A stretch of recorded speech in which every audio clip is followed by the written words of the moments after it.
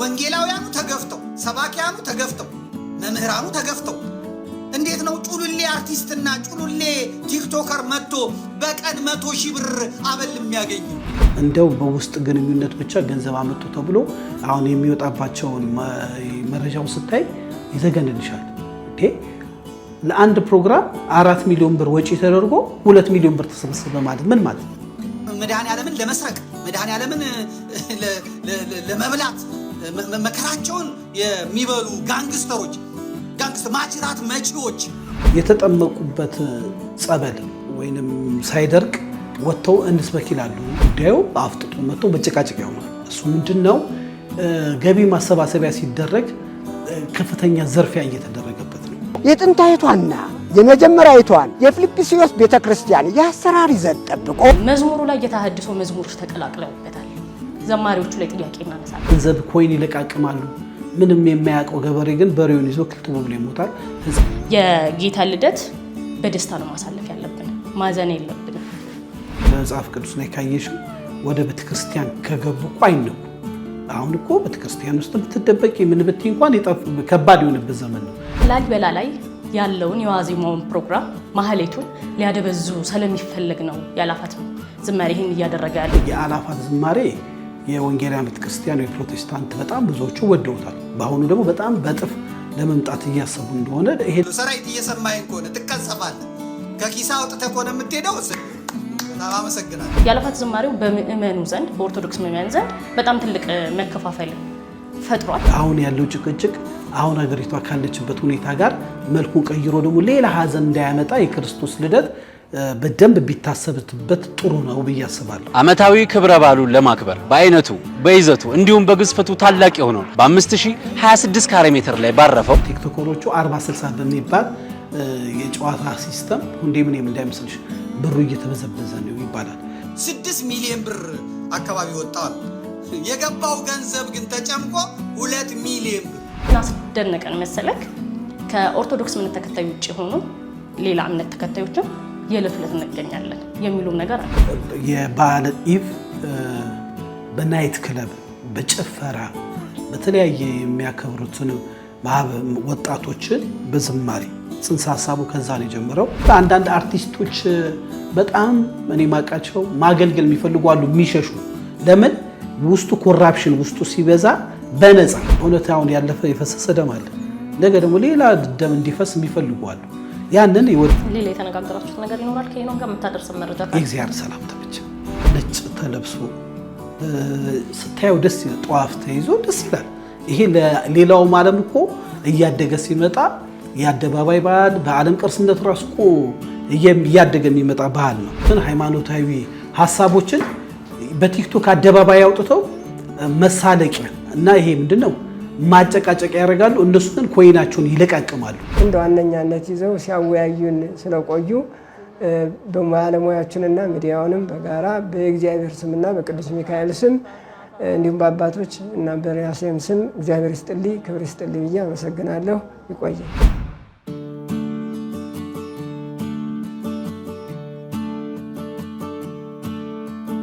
ሰላም ጤና ይስጥልኝ ውድ የሀሌታ ሚዲያ አድማጭ ተመልካቾቻችን፣ በዓለም ዙሪያ ያላችሁ ሰላምና ፍቅርን ተመኘው። እንግዲህ ዛሬ ሀሌታ ሚዲያ ለእናንተ በሳምንቱ ይጠቅማል ያልናቸው ወቅታዊ ጉዳዮች ላይ ትኩረት የምናደርግበት አዲስ ፕሮግራም ጀምረናል።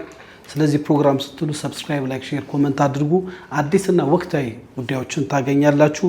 የዚህ ፕሮግራም ዋና አዘጋጅ ነው ተሾመ ሽፈራውና ረድኤት ተስፋዬ። በዚህ በመናቀርባቸው በየሳምንቱ አለፍ ብለን የምናቀርባቸው ትኩስና ወቅታዊ መረጃዎች ላይ የእናንተም ነፃ ሀሳብ እንዲታከልበት በዚህ አጋጣሚ እየጠየቅን ዛሬ ትኩረት የምናደርጋቸውን ሀሳቦች ባልደረባዬ ረድኤት ታስተዋውቃለች። ሀይ ረድኤት፣ እንዴት ነሽ? እንዴት ነህ? ሰላም ነው። ሳምንቱ እንዴት አለፈ?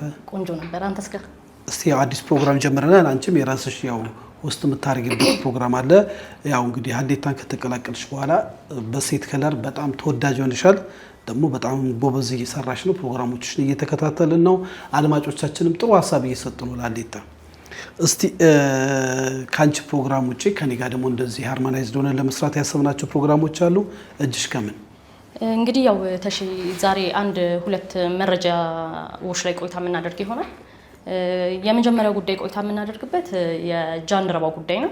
ጃንደረባው ስንል ያው ሰሞኑኛው የአላፋት ዝማሬ ነው። በሱ ዙሪያ ቆይታ እናደርጋለን። ከዚሁ አያይዤ ልጀምረውና ስለ አላፋት ዝማሬ ስናነሳ ጃንደረባውን ማንሳት ግድ ይለናል። ጃንደረባው በዚህ ሰዓት ምን እየሰራ ይገኛል የሚሉትን ነገሮች እስቲ ዝም ብለን አይት ለማድረግ ስንሞክር ባለፈው እነሱም ዶክመንታሪ አዘጋጅተው ለቀው ነበረ ጃንደረባው ምን እየሰራ ነው የሚለው። ከሱ ውስጥ እስቲ በጥቂቱ ስናነሳ የአብነት ትምህርት ቤቶች ግንባታ አለ፣ ተጠማቂያን አሉ፣ አዳዲስ ተጠማቂያን እነሱን እየቀላቀለ ነው ወደ ምእመንነት። እንዲሁም ቀደምት ምሁራንን የቤተ ክርስቲያን ባለውለታ የሆኑትንም የክብር እንግዳ አድርጎ ዝግጅት አዘጋጅቶላቸው ሲሸኝ አይተናል። እንደገና ደግሞ የብዙሃኑን ጋብቻ የሚነሳ ግንባር ቀደም ስራው ነው ከጃንደረባ ውስጥ ማለት ነው። የተቸገሩትንም ሰዎች ደግሞ ሲረዳ አሁን በዶክመንታሪ ውስጥ ነው እሱን ደግሞ የተመለከትነው። እንደ ሌላው ፕሮግራሙ ድምቅ ብሎ የታየው አልነበረም። የተቸገሩትን ሰዎች በመርዳት ረገድ በጣም ትልቅ ሚና እያደረገ የሚገኝ ማህበር ነው። ከዚህኛው ጋር ግን ዛሬ ልናነሳበት የፈለግነው ዋነኛው ርዕስ የአላፋት ዝማሬው ነው። የአላፋት ዝማሬው በምእመኑ ዘንድ በኦርቶዶክስ ምእመን ዘንድ በጣም ትልቅ መከፋፈል ፈጥሯል። ያ መከፋፈል ምንድን ነው? ህዝቡ ጎራ ለይቶ ይገኛል። ተሸይ በዚህ ሰዓት በቃ በሁለት ተከፍሏል ማለት እንችላለን። ምእመኑ አንደኛው ጎን ምን ይላል? ዝማሬው ሙሉ ለሙሉ መደረግ የለበትም መቆም መቻል አለበት ይላል። ምክንያታቸውን አንድ 4 ምክንያት ይዘረዝራሉ እዚህ ጋር። ምክንያቱም አገራችን ኦርቶዶክስ ተዋሕዶ ያለችበት ሁኔታ በጣም አሰቃቂ ነው። ኦርቶዶክስ እየተጨፈጨፈ ነው፣ ምእመን እያለቀ ነው። በዚህ ሰዓት ነጭ በነጭ ለብሰን እንደሞላለን እንደደላው ሰው መሰብሰብ የለብንም፣ ማዘን ያለብን። የዓለም ህዝብ ነጭ በነጭ ለብሰን ስንዘምር ማለት ደስተኛ ሆነን ስንታይ ያው ደስተኛ የሆነ ነው የሚመስላቸው። መጨፍጨፋችን መገደላችን መታወቅ መቻል አለበት፣ ይሄ ነገር መቅረት አለበት ይላሉ። ግን ደግሞ ከተደረገም ይላሉ ጥቁር በጥቁር ተለብሰው ይወጣ የሚሉም ደግሞ አሉ። ሌላው ደግሞ ይቅርበትም የሚሉት ምክንያት እንግዲህ የሰውን መረጃ አይደለ ሰብስበን የመጣ ነው። አንዳንዶቹ ደግሞ ምን ይላሉ እዚህ ላይ መዝሙሩ ላይ የተሐድሶ መዝሙሮች ተቀላቅለውበታል፣ ዘማሪዎቹ ላይ ጥያቄ እናነሳለን የሚሉም ሰዎች አሉ። እንዲሁም ደግሞ ከላሊበላ ጋር አያይዘው የሚያነሱታል። የላሊበላን ገዳም በገናን ስናስብ በላሊበላ ነው የሚባለው መቼም እንደምታውቀው። እና ላሊበላ ላይ ያለውን የዋዜማውን ፕሮግራም ማህሌቱን ሊያደበዙ ስለሚፈለግ ነው የአላፋት ዝማሬ ይህን እያደረገ ያለው የሚሉ አንዳንድ ሌላም ከዚህ ውጭ መረጃዎች አሉ። ይሄ ይቅር የሚሉት ሰዎች ናቸው። ግን መደረግ አለበት፣ ዝማሬ መቀጠል አለበት የሚሉ ሰዎች ደግሞ ለነዚህ አጸፋዊ ምላሽም እየሰጡ ይገኛሉ። ለምሳሌ አንደኛውን ብናነሳ በጣም አሳማኝ የሚመስል ምክንያት የሚያነሱ ሰዎች አሉ። የጌታ ልደት በደስታ ነው ማሳለፍ ያለብን፣ ማዘን የለብንም። ምክንያቱም ብዙ ጊዜ ምእመን ሲንገላታ አንዳንድ ነገር ሲደርስብን እኮ እየታየ ነው። ለምንድነው ዛሬ የሚቆመው በዚህ ምክንያት የሚሉ አሉ። ከዚህ ውስጥም ደግሞ የመጽሐፍ ቅዱስን ጥቅስ እያነሱ ይነግሩናል። ምንድነው ነህምያ ላይ እስቲ ጥቅሱን ማየት እንችላለን። ነህምያ 8:10 ላይ ዛሬ ለጌታችን የተቀደሰ ቀን ነው፣ የእግዚአብሔርም ደስታ ኃይላችሁ ነውና አትዘኑ አላቸው ይለናል። ይህንን በማንሳት መዘመር አለብን፣ ዝማሬው መቀጠል መቻል አለበት ይላሉ። ግን ተሽ የሚገርም ነገር ከዚህ ለየት የሚል ሀሳብ ይዘው የሚገኙ ጥቂት ሰዎች አሉ። እነሱ የሁለቱንም ሀሳብ አስታርቀው ለማስኬድ ይሞክራሉ። የነሱ ሀሳብ ምን መሰለክ? በዛን ቀን ዝማሬው ይቀጥል፣ እንደገና ደግሞ ኦርቶዶክስ እየተጨፈጨፉ እንደሆኑ ምእመናን እያለቁ እንደሆኑ በየክፍለ ሀገሩ የታወቀ ነው። እሱን በዝማሬው ቀን እናንጸባርቅ የሚሉ ሰዎችም ደግሞ አሉ። ለምሳሌ በምን መልክ ብለው ምሳሌ ይናገራሉ። የሀዘን መግለጫ መዝሙሮች አሉ፣ እነሱን እንዘምር። ሁለተኛ ነገር ደግሞ ባለፈው ያየናቸው አርሲ ላይ የተጨፈጨፉ ሰዎች አሉ። እንደውም የህፃናቱ ትዝ ካለክ እግሩ የተቆረጠውን ህፃን መቼም ታስታውሰዋለክ። እንደገና ደግሞ በገጀራ ተጨፍጨፋ ጭንቅላቷ ላይ በጣም እንትን ብሎ ብሶ እንደውም ፕሮፋይል አርጓት ነበረ። የነሱ ፎቶ በስክሪን ይውጣና የመዝሙሩ ግጥም እንደሚደረገው በስክሪን አለ አይደለ? የነሱ ፎቶ በስክሪን እየተደረገ እናስባቸው ይለት ሁለት መዝሙሩም ሳይቆም እነሱም ታስበው ተዘክረው ይዋሉ የሚሉ ሰዎች አሉ። እንግዲህ እንደምታውቀው የአላፋት ዝማሬ ይሄ ለ3ኛ ጊዜ ነው አሁን እየተደረገ የሚገኘው። በእለቱ የቪአይፒ ሰዎችም አሉ ተብሏል። መግለጫው ላይ ለየት ያሉ ነገሮች እንደሚደረጉ አይተናል። ቪአይፒዎቹም እንደተሰማነው ቆራቢዎች ናቸው። ደስ ይላል። ግን እዚህም ላይ ደግሞ ጥያቄ የሚያነሱ ሰዎች አሉ። የሚደረግባቸውን ቦታዎች እንደ ዛሬ ዓመቱ አይደለም። ውጭ ሀገርም እዚህም ሀገር በየክፍለ ሀገራቱ በጣም ይደረጋል። ሌላም ደግሞ ምን አስደነቀን መሰለክ? ከኦርቶዶክስ እምነት ተከታይ ውጭ ሆኖ ሌላ እምነት ተከታዮችም የዕለት ዕለት እንገኛለን የሚሉም ነገር አለ። ተሺ አንተ እዛ ላይ ትገኛለህ? እንዴት ነው? አው ይገኛል። የቦሌ መድኃኔዓለም ተገኝቼ ነበር። የዛሬ ዓመቱ ነው የነበረው ኑ በብርሃኑ ተመላለሱ የሚለው ድባብ አገሩን ገዝቶት ነበር በጊዜውና ያው ያነሳሽው ሀሳብ ጥሩ መረጃ ቅንብብ አድርገሽ በጥሩ አገርበሻል። በሁለቱም ሳይድ ያለው የሀሌታ ሚዲያ መረጃ ማቅረብ ነው እንጂ በየበየንን አይደለም። የሚያዳምጡን ቀድመን ሀሳብ ለመስጠት ከየትኛውም ግሩፕ ሳንሆን ያለውን መረጃ እና ህዝቡም ደግሞ እንዲወያይበት ነው። እንግዲህ በእኔ እይታ የአላፋት ዝማሬ ፕሮግራሙ እንዳልሽው ከተጀመረ 3 ዓመቱ ነው።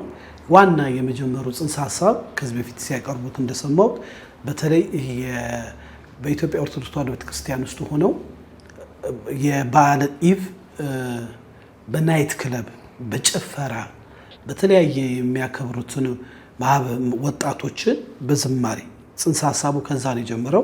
አሁን እንግዲህ ያደገ በተለያየ ፕሮግራም ደረጃ እንደደረሰ ተናገርሻልና ይሄንን እንደ ጽንሰ ሀሳብ ስታዩ በጣም ደስ ነው የሚልሽ።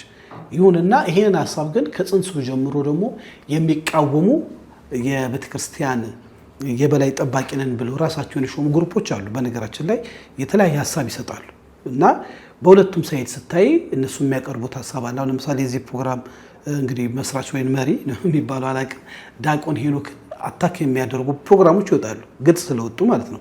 ከሮም ካሉ ፖፖች ጋር ተገናኝቶ እንዲተባባል የሚል ብዙ ነገሮች አለ። ለምን እንደተገኘ ምን እንደተባባለ እኛ ዲቴል መረጃው ስለሌለ ምንም አንልም። ግን እንደ መብት ካየሽው የትኛውም የእምነት ተቋማት ተገናኝቶ ይወያያሉ፣ ንግግር ሊያደርጉ ይችላሉ። ግን ያችን ፎቶና ቪዲዮ በማድረግ የሚያወጡ ሀሳቦች አሉ። በጣም ጥልቅ ያለ ነገር የለም።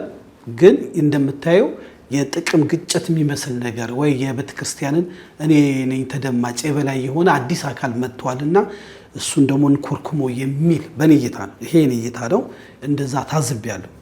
በተረፈ የአላፋት ዝማሬ የወንጌላውያን ቤተክርስቲያን ወይ ፕሮቴስታንት በጣም ብዙዎቹ ወደውታል። በአሁኑ ደግሞ በጣም በጥፍ ለመምጣት እያሰቡ እንደሆነ ይሄ ደግሞ በተለይ በክርስቲያን ዘውግ ውስጥ ያሉ ቤተ እምነት ውስጥ ያሉ ሰዎች ያገናኛል። እኔ ድልድይ መሆኑ ጥሩ ነው። ክርስቲያን ከሆነ በቃ ክርስቶስ ለሰው ልጅ ሞቶ በክርስቶስም የምትጋደይበት መሆን የለም። ለምሳሌ አሁን አርሲ ውስጥ አንስተሻል። አርሲ ውስጥ የሚፈጸመው እዛ ያቺ ቤተክርስቲያን ከተተከለች የቆየች ናት። የሚሞቱት አባቶች የነበሩ ናቸው። ልጅ የማያፈሯቸው እዚህ ነው። ለምን ሆነ የሚለው በጣም ትልቅ ጥናት ይጠይቃል።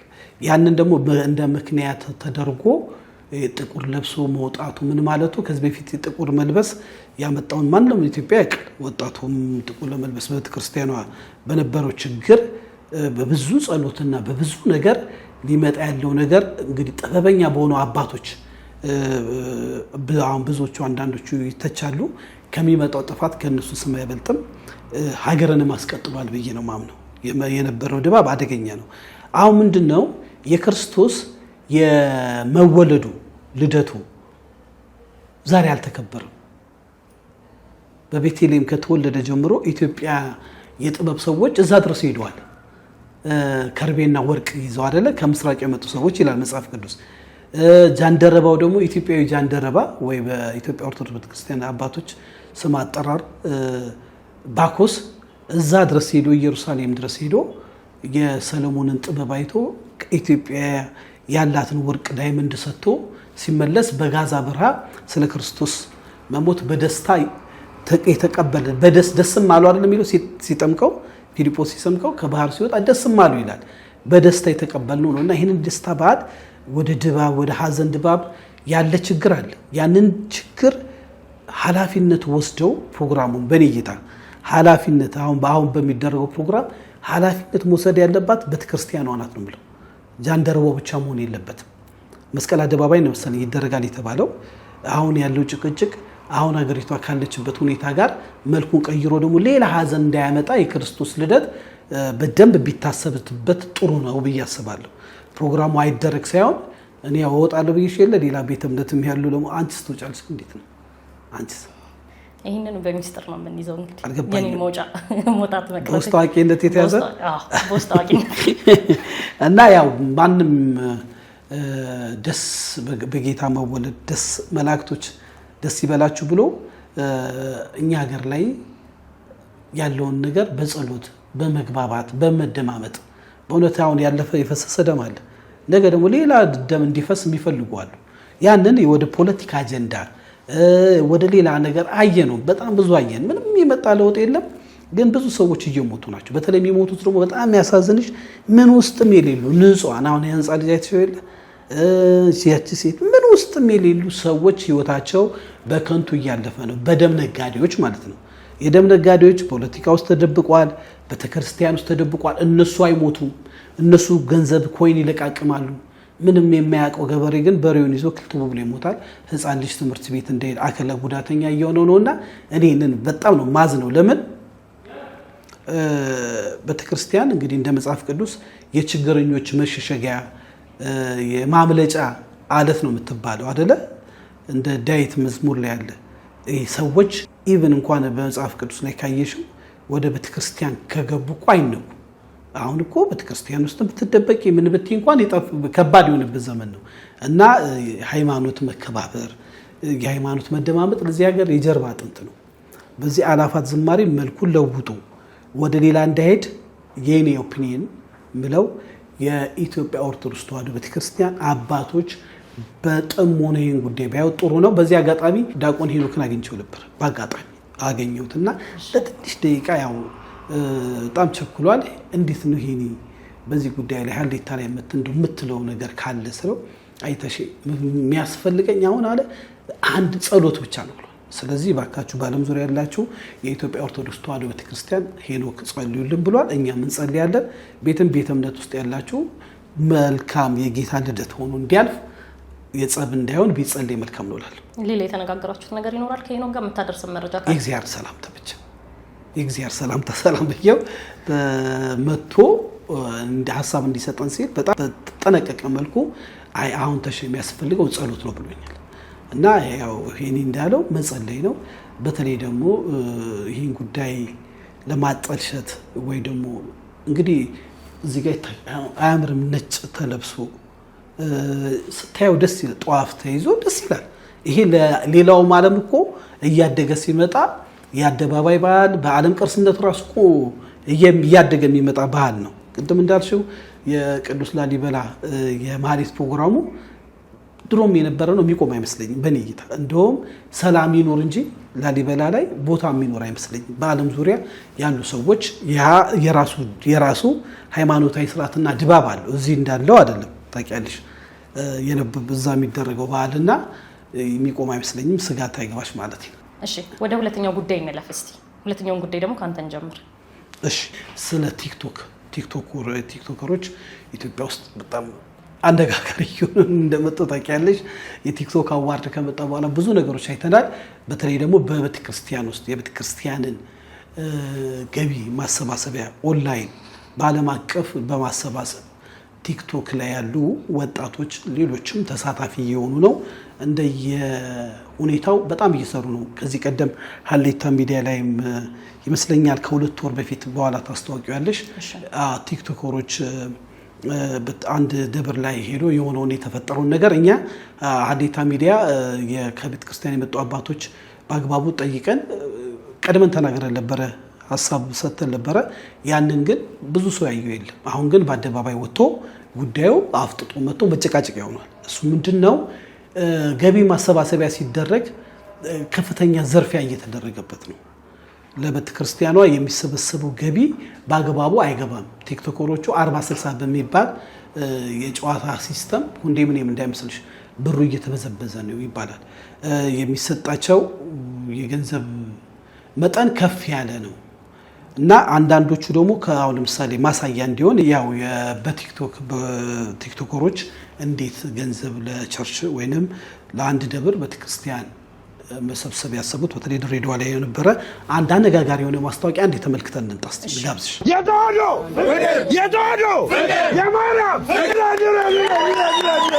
እንዳየሹ ነው። ይሄ ማስታወቂያ እንግዲህ የሰራው ደምረው ይባላል። ደምረው ከቅርብ ጊዜ ነው ወደ ፕሮቴስታንት ሃይማኖት ወደ ኦርቶዶክስ የመጣው እና ምን የሚሉ ሰዎች አሉ፣ መማር መረጋጋት። በተለይ ከተለያየ ቤተ እምነት የሚመጡ ኦርቶዶክስም ሲመጡ ፕሮቴስታንት ወደ እስልምናም ሲሄዱ መጀመሪያ ሃይማኖቱ አምኖ የተቀበሉትን መረጋጋት ማመን። አንድ ሰው ምን ሲላየው የተጠመቁበት ጸበል ወይንም ሳይደርቅ ወጥተው እንስበክ ይላሉ። የቤተክርስቲያንን አባቶች እንኳን በጣም በጥንቃቄ የሚያዩትን ሃይማኖታዊ ሐሳቦችን በቲክቶክ አደባባይ አውጥተው መሳለቂያ እና ይሄ ምንድነው ማጨቃጨቅ ያደርጋሉ። እነሱ ግን ኮይናቸውን ይለቃቅማሉ፣ ይታወቃሉ። እና ይሄ በጣም ቤተክርስቲያኗ ራሷ በጣም ትኩረት አድርጋ ሐሳብ ብትሰጥበት የሚሉ ሰዎች አሉ። እነዚህ ቲክቶከሮች እንግዲህ ምንድነው 40-60 በሚባለው ንግግር ገንዘብ ከፍተኛ ገንዘብ ነው የሚወስዱት ይባላል። ምንድነው ከቤተክርስቲያኗ ወይ ከደብሯ ጋር ይነጋገሩና ደብሯ ላይ እንዳትፈርጂ ይኸውልሽ አንድ ትልቅ ነገር ለማሰራት ይታሰባልና እዛው አካባቢ ያለው ምዕመናን እንግዲህ በመስጠት ይዳከማል። ስለዚህ ዓለም አቀፍ ያለ ማንኛውም ለጋስ ሰው በሚሰጠው ብር በርግጥ እነዚህ ቲክቶከሮች የሚሰሩት ነገርም ቀላል አይደለም። የምርም ካየሽ እስከ 60 ሚሊዮን እስከ 70 ሚሊዮን ብር በአንድ ምሽት ሲሰበሰብ አይቻለሁ። ይሄ በጣም ትልቅ ነው። ይሁንና ይሄ ስብስቡ ግን ጥያቄ የሚያስነሳባቸው ሰዎች አሉ። ለምን አንዳንዶቹ ህይወታቸው ከቤተክርስቲያን ጋር ብዙ የተጣበቀ አይደለም። ወዲያው ሌላ ጭቅጭቅ ውስጥ ወይ ፖለቲካ ውስጥ ይገባሉና ብዙ ነገሮች ይታያሉ። እነዚህ እርማት ቢኖርባቸው የሚሉ ሰዎች አሉ። በተረፈ ደግሞ የገንዘብ የአዳዲስ የሚወጡ ድምጾች ለማስገባት እንሞክራለን። ሲደራደሩ የተጻጻፉትን መረጃዎች አሉና ይሄንን እያጣራን ነው። ግን ነው ያስፈልጋሉ። እንዲሁ ጠቅላላ ስታዩ አንድ ሰው ቲክቶከርም ይሁን ታዋቂ አርቲስትም ይሁን ተራምም ምናምን ይሁን ቤተክርስቲያን የሚሄደው ቤተክርስቲያኗን ለማቋቋም ለማገዝ ነው ወይ ከቤተክርስቲያኗ ገንዘብ ሊሰበስብ ነው የሚለው አነሳሽ አጠያቂ ሆኗል። ይሄ በጣም ብዙ ሐሳብ እያነሳ ነውና እነዚህ ቲክቶከሮች በአንድ ፕሮግራም እስከ 100 ሺህ ብር እንደየአቅማቸው ነው። 40 ሺህ የሚሰጠው አለ፣ 20 ሺህ የሚሰጠው አለ። በዛ ላይ ደግሞ ለካሜራ ክሩ መቼም ለሚሰሩት ነገር የሚወጣ ወጪ አለ። በሙሉ እሱ ታስቦ እኛ የምናቀርበው ሐሳብ በትክክለኛ በርሲት ወይ ደግሞ ሰበካ ጉባኤውን በሚያውቀው መልኩ መሆን አለበት የሚሉ ሰዎች አሉ። ታዋቂ ብቻ ስለሆነ መጥቶ ገንዘብ ሰበስባለው ማለት የለበትም። ያ ታዋቂ ሰውዬ ማን ነው? ምንድን ነው? ገብቶሻል? ይሄ የሚታወቀውስ በምንድን ነው የሚባለው ነገር በደንብ መታወቅ አለበት። ገንዘብ ስላመጣ ብቻ የእግዚአብሔር ሙዳይ ምጽዋት ውስጥ ባልተገባ መልኩ ገንዘብ እንዲገባ አንፈልግም ቢሉ ሰዎች አሉ። ይሄ አዲስ ሐሳብ እየተንቀሳቀሰ ያለ ነውና ቲክቶከሮች የሚሰሩት መልካም ነገር አለ። ስማቸውን ተጠቅመው ገንዘብ እየሰበሰቡ ነው። አዎ በጣም ጥሩ፣ ዓለም ላይ ነው የሚሰበስቡት። ግን እሱ ስርዓትና ደንብ መያዝ አለበት። ለአደገኛ ውሮ በላ እና ዘራፊ እየተጋለጠ ነው የሚሉ ሰዎች አሉ። እና እነዚህ ቲክቶከሮች የሚነዱት መኪና የሚኖሩበት ኑሮ የሚል አለ። ይህንን ማቅረብ አስፈላጊ ሆነ እናቀርባለን። ፐርሰናል የሆነ ነገር ባናደርገው ስማንጠራው ለዛ ነው። እዚህ ላይ ደምሮ ያልነው ደምሮ ራሱ ማስታወቂያ ስለሰራ ነውና በተለይ ከተለያየ ቤተ እምነት የሚመጡ ረጋ ብለው ትንሽ ምንድነው ኳስ በመሬት የሚባል አለ። ረጋ ብለው ቢማሩ ደግሞ ነገ ደግሞ ተመለስኩ ብሎ ደግሞ ሌላ ችክችክ እንዳያመጡ የሚሉ አሉና እነዚህን ታሳቢ ይሁን። በዚህ አጋጣሚ ሀሌታ ሚዲያ ከዚህ ቀደም እስከ 70 ሺህ ብር የሚያወጣ የካሜራ ሽፋን በመስጠት ደብሮችን ለማገዝ ጥረት አድርጓል። አሁንም ያደርጋል። ደውለንላቸውም እናውቃለን። እዚህ ላይ የሚሰሩ እኛ ሙያ ድጋፍ እንስጥ ብለን ለምንድነው እንደ አንድ ቤተ እምነት ሳይሆን እንደ አንድ ተቋም መባና ስርዓት ለቤተክርስቲያን ማስገባት ይገባናል ብለን ስለምናምን ማለት ነው። እንደዚህ አይነት ልምምድ ቢኖር ጥሩ ነው። ወደፊትም እናደርጋለን። ደውሉ እናግዛለን ስንል ግን በአግባቡ ተነጋግረን ነው የምናግዘው። ይሄ ታሳቢ እንዲሆን ያስፈልጋል። በተለይ ደብዳቤ ይዘው የሚመጡ ከሆነ ካሉበት ደብር በትክክለኛው ነገር ከመጣ ሀሌታ ሚዲያ በተለይ ቲክቶከሮችንም በማገዝ ቤተክርስቲያኗ ማገዝ እሳቤ ያለን ብለን እናስባለን። ግን እዚህ ላይ ማንሳት ካልቀረ ስለ ሀሌታ ሚዲያ እንደውም ታስታውስ እንደሆነ 1-2 ወር ቢሆነው ነው ለገጣፎ የቅዱስ ዮሐንስን ቤተክርስቲያን እንደዚሁ መተው ተሰርቶላቸዋል። እንዳልከው በነፃ ነው የተደረገው። ለቤተክርስቲያን ገቢ ማሰባሰቢያ ነው ያደረገው ሀሌታ። እንዲሁም ደግሞ የማር ቅዱስ ሚካኤልን ቤተክርስቲያን ሰርተናል። ከዚህ አጋጣሚ ተመልካቾቻችንም ያስታውሳሉ በእርግጠኝነት። እና ግን ምንድነው ተሸ አሁን እዚህ ጋር የሚነሱ በጣም ብዙ ጥያቄዎች አሉ። ቲክቶከሮቹም ጎን ሆነ ስታየው የሰራ ሰው መከፈል የለበትም ወይ? የመጀመሪያው ጥያቄ መነሳት አለበት። ሁለተኛው ነገር ደግሞ አሁን ሶሻል ሚዲያው ላይ የብዙ አርቲስቶች ቲክቶከሮች ስም እየተነሳ ይገኛል ገንዘቡን በልተዋል በሚል ግን ሁሉም አድርገውታል። ይሄ በደንብ መታወቅ መቻል አለበት። ገብቷል አይደለ? እንደገና ደግሞ አንተ ያነሳው ላይ ጥያቄ ምን ይነሳል? ገና እንደመጡ ጸበሉ ከትከሻቸው ሳይደርቅ እንዲያደርጋሉ የሚባል ቅሬታም የሚነሳ ነገር አለ። ግን አንድ ሰው ካመነ በሚችለው አቅም ቢያገለግልስ ምን ችግር አለ የሚሉ ሀሳቦችም የሚያነሱ ሰዎች አሉ። እነዚህን አንተ እንዴት ትመለከታቸዋለህ? መልካም። እስቲ ያው ከኋላኛው ልጀምር እንዳረሰው ብዬ ነው። ለምሳሌ ካመነ ማገልገል አለበት ወይ ለሚለው መጀመሪያ መገልገል አለበት የሚል አቋም አለኝ። ያሰላመነው ነገር በቂ እውቀት ያስፈልጋል። አሁን ለምሳሌ ቤተክርስቲያን ስትገቢ ካየሽ እናቶች አሉ አይደለ? የሚጠርጉ ጽዳት የሚሰሩ አሉ። ከታች ቢጀመር ስቴፕ ባይ ስቴፕ እያወቀ ቤት ጥሩ ነው። የማያውቀውን ነገር ግን ሲዘላብት ችግር የሚፈጠር ደግሞ አለ። በደንብ ስላለ እኮ ነው። እና ማወቅ አለበት ስለ አንድ ነገር ላይ ከፖለቲካ እንኳን ከሰማሽው በፖለቲካው አጠመቀው ይባላል። ታውቂያለ?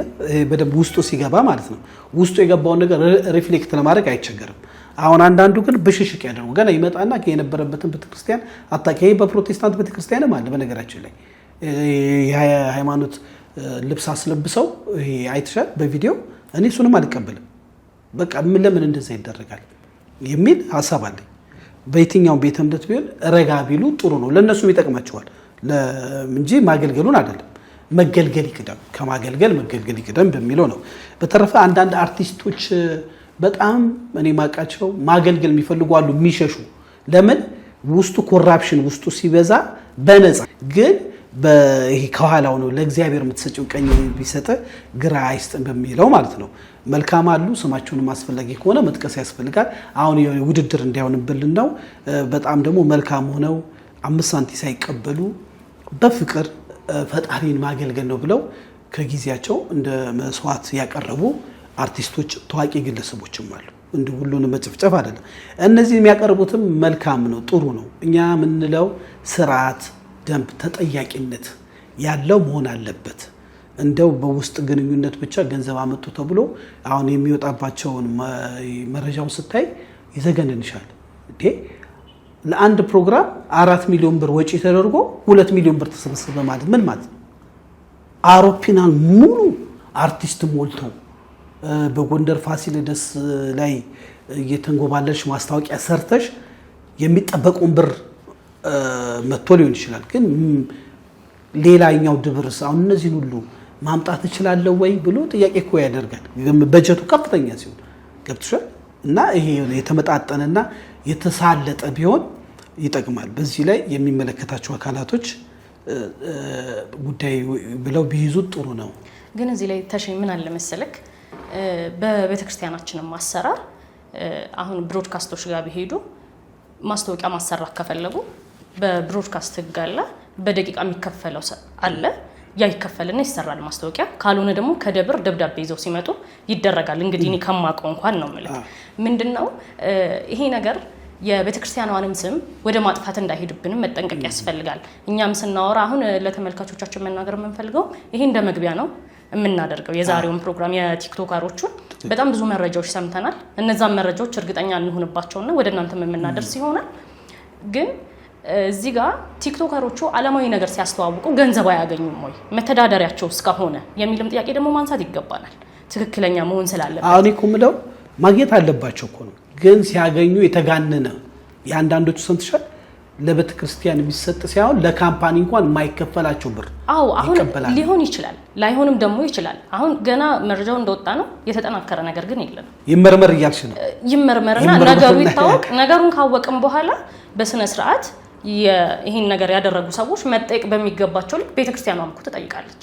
የህግ አካላት አላት። በኋላ ለሽበት እንዴት አይ ምንድነው መሰለህ አሁን እዚህ ጋር ስንሰራ ለሁሉም የተጠየቁ ስማቸው የተነሱ ካምፓኒዎች አሉ። እነሱን ካደረጉ ይጠየቃሉ። ካልሆነ ግን የሰው ስም ማጥፋት ስለሚሆን እኛም ባልተጨበጠ ነገር ላይ አሁን እንደዚህ ነው ማለት አይቻልም። ግን አብዛኛው አዝማሚያው ወደዛ ይሄዳል። ከሆነ ግን እንስማማለን። ይሄ የኔ ጌታ ነው። ከደሙ ነፃ ነሽ። መልካም እንግዲህ ምን መሰለ የዛሬው ፕሮግራማችን እንደ መግቢያ ነው ብለናል። ትክክል ብለሻል። እንዳለ ጭፍልቅ የማድረግ ሀሳብ የለንም። ደግሞ ክፍት አድርገነዋል። በዓለም ዙሪያ ያላችሁ የሀሌታ ሚዲያ ሀሳባችሁን እስቲ ምን ትላላችሁ? በቤተክርስቲያን ውስጥ ታዋቂ ግለሰቦች መተው ገንዘብ የሚሰበስቡትን መረጃ ያላችሁ እንዴት ታያውታላችሁ? በቤተክርስቲያንስ ማገዝ የምትፈልጉ ይሄን ደግሞ ፈርታችሁ በቤታችሁ የተቀመጣችሁ ታዋቂ ግለሰቦች ኑና አገልግሉ እንላለን። ለምን የእናንተ መኖር ቤተክርስቲያኗን ከጠቀመ ጥሩ ነው። ባጭሩ ግን ከቤተክርስቲያን ገንዘብ ባንወስድ ጥሩ ነው። እኛ በተከታታይ በሀሌታ ሚዲያ የቤተክርስቲያንን ብር የሚዘርፍ ፓስተር በዩ የትኛውም ቤተ እምነት ውስጥ ያለውን በአደባባይ ሰርተን እናውቃለን።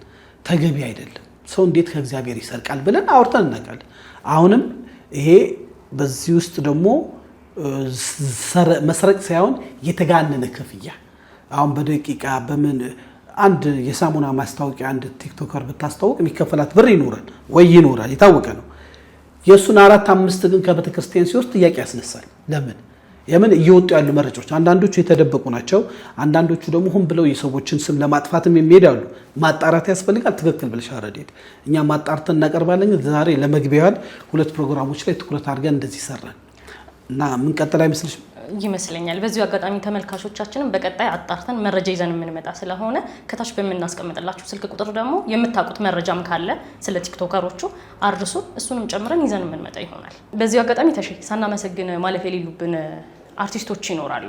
ሁሉም አንድ አይደሉም ብለናል አይደለ? ቅድም እኛ ስንጠራቸው ለገቢ ማሰባሰቢያ በነፃ በፈቃደኝነት የሚመጡ ሰዎችን ማንሳት እንችላለን። ለምሳሌ ጋይ ሰሌድ ማንሳት እንችላለን።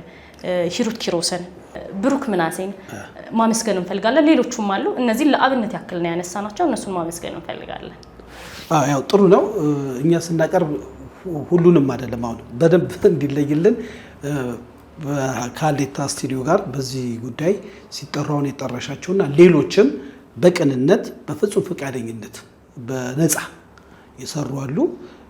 ሌላ ቦታ ግን እነዚህ አርቲስቶች ደግሞ በምን እንደሰሩ ስለማናቅ ምንም አንልም።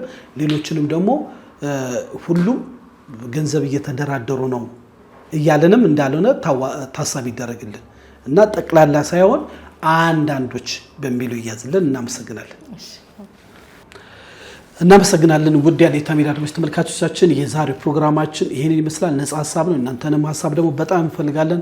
ረዴት እንዳለችው አዳዲስ ሀሳቦች እጃችሁ ላይ መረጃ ካለ ቲክቶክ ሆነ በየትኛውም ጉዳይ ላይ በዛ ስልክ በቴሌግራም በዋትሳፕ ቻናልም የምትሉን ነገር ካለ መልሰን ለእናንተ እናቀርባለን አጣርተን። የዛሬው ፕሮግራማችን ይመስላል። ይህን ፕሮግራም ሰብስክራይብ፣ ላይክ፣ ሼር፣ ኮመንት አድርጉ። ተሾመና ረዴት ከስቱዲዮ ተሰናበትን። ሻለው